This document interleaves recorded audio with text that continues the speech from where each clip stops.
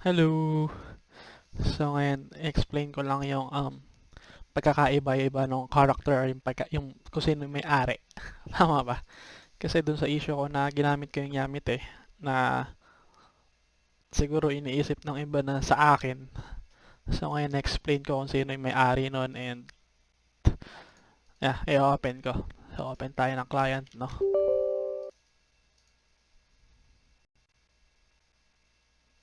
So let's say, let's open. So ito yung Yamit Okay, na pag-aari ni RJ. Enter natin. Nakalagin naman. Nakalagin siya. So mabilisan lang. Baka naglalaro. Okay yan. Ito yung Yamit Okay? And then ito yung original na may-ari.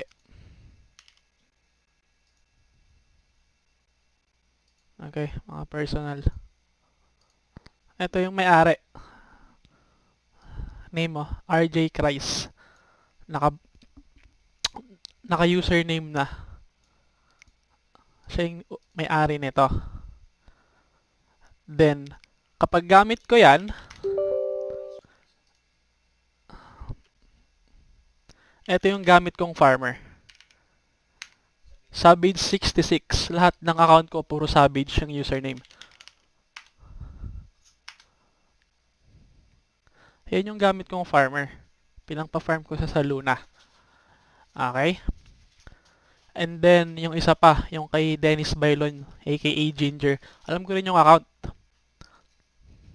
Paano kasing account niya? Yan, Dens00. Den00. Naka-login din. Mabilis ang login lang para makita nyo. Yan yung Ginger. Then, ang tunay na may-ari is this guy. Okay? Sorry, maraming gulo-gulo. Siya may-ari nito. So, yan.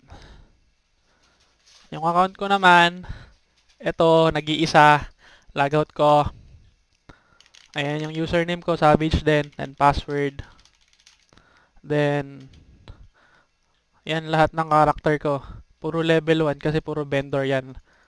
Or mga dummy account lang.